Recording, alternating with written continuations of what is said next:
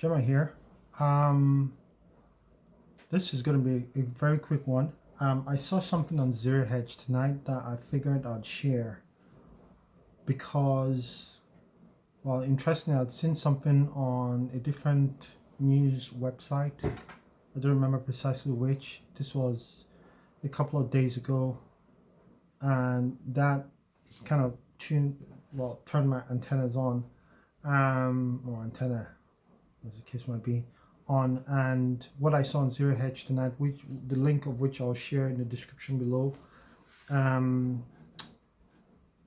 didn't get me concerned because I had been expecting this, but I figured it was worth sharing anyway because what it does prove is, well, it proves several things. Number one, that one of the unique things about the Bible is that the Bible is the only holy book which is able to tell you the future long before it is written. And literally, right before our eyes, what is going to come in Revelation chapter 6 is already beginning to gather pace. What is coming in, according to Revelation chapter 6, in terms of the opening of the seals, is beginning to become clear.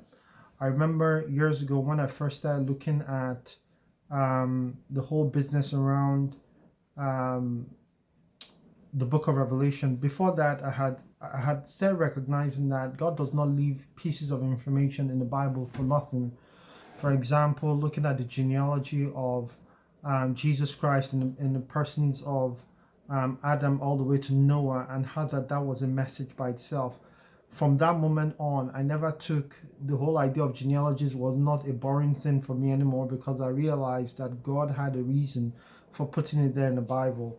Every number that you see in the Bible has a reason for being there. It's not random. It's not ordinary. There's a reason for those numbers. And I'm not just talking about the big numbers like 40 and 7 and 6 and 1 and 666 and so on. I'm talking about even the seemingly inconspicuous numbers like 969, which was the age of Noah, and the age of Methuselah. And then you discover that I remember screaming at Allison while she was still around some years ago, when I discovered that through a quick read of the genealogy in Genesis, I think it's chapter 5 now, and discovered that Methuselah died in the year of the flood. And I screamed. This was about 2 o'clock in the morning, and I was like, why on earth? How did he die? Did he die in the flood? And I didn't realize that the answer to that question was in his name, which is Methuselah, which means his death shall bring. And if you look at the genealogy from Adam to Noah, you'll discover from Methuselah to Lamech to Noah, it says his death shall bring the despairing comfort and rest. Noah being comfort and rest, Lamech being the despairing, Methuselah meaning his death shall bring. Anyway, the point I'm making is, from that point on, I stopped taking the literal written text for granted, because I realized all of a sudden that there's a reason why God places these things there. These things are very, very accurate. If you look at the prophecy in Daniel 24 to 27, which talks about the 70 weeks of years, it's very, very accurate to the day that Jesus rides into Jerusalem. In other words, God does not put any piece of information in the Bible for no just cause. So very quickly, and you will see why I say this by the time you read the link below, or go to the link below and you read the article on Zero Hedge. Hopefully they don't take it down. But it says in verse 5, it says, and when he had opened the third seal, I heard the third beast say, come and see, or the dramatic way, come and see. And I beheld, and lo, a black horse, and he that sat on him had a pair of balances in his hand. And I heard a voice in the midst of the four beasts say, a measure of wheat for a penny, and 3 measures of barley for a penny, and see thou hurt not the oil and the wine. Now, interestingly, I think I mentioned this briefly in my previous video. It says a measure of wheat for a penny, and I mentioned at the time that the penny is not talking about like a cent, a penny, a euro cent, or any minuscule amount of money. It's talking about a day's wage. It's saying that a measure of wheat will be paid for by a day's wage. In other words, wheat is going to increase in price, but the interesting thing is that it gives us a means of measuring and being able to tell when precisely this is going to happen. And what he says is that a measure of wheat is going to be equivalent to 3 measures of barley. In other words, wheat is going to become 3 times more expensive than barley. Now, I remember the first time I saw this, I decided to take a bit of a look into historical records. And at no point up until that time, this was back in about 2016, 2017, at no point up till that time had we had a situation where wheat was 3 times the price of barley. The most I got was, I think, 1 or 2 occasions where it reached maybe about 2.4, 2.5 times the price of barley, but it never reached 3 times the price of barley. When you look in the Bible and you look at Numbers, I don't mean the book of Numbers, but you can look at the book of Numbers for if you want, because there's some interesting things there as well.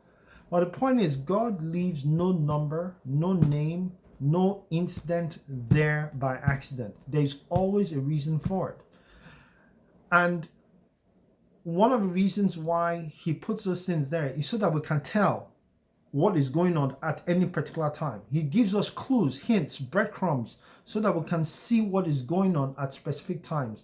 And I genuinely believe that the reason why we're beginning to see in the news the price of wheat on the rise, the price of commodities on the rise, is because God is telling us the time is near. The time of the end is near. The time that is prophesied in Revelation chapter 6 is very, very, very near. But what is interesting for the believer, what is interesting for those who are born again, is that our time of departure for the wedding is even nearer. See, this is a mystery that is kind of obscured in the Bible, but there's hints here and there. John 14, 1 Corinthians chapter 15, 1 Thessalonians chapter 4, 1 Thessalonians chapter 5, 2 Thessalonians chapter 1. There's hints here and there of these things. Even Revelation chapter 7, there's hints here and there. But the point is, 2 things. Number 1, we are seeing the gathering, the pace. We are seeing the pace. There's a picking up of the pace with regard to the things that are mentioned from Revelation 6 onward that is coming. And secondly, God is encouraging us to just hold on. Hold on. Hold on, because our time of departure is even nearer still. The only practical piece of advice I would suggest, maybe, in the meantime is, if you can, just buy a bit of flour so you can make bread when you can. Don't hoard it. Don't have vast amounts, because you're very likely not going to need it, because I suspect deeply that we're going to be out of here very, very, very, very soon. God bless you guys. God bless you. Have a lovely evening, lovely day, and a lovely afternoon wherever you are. God bless you.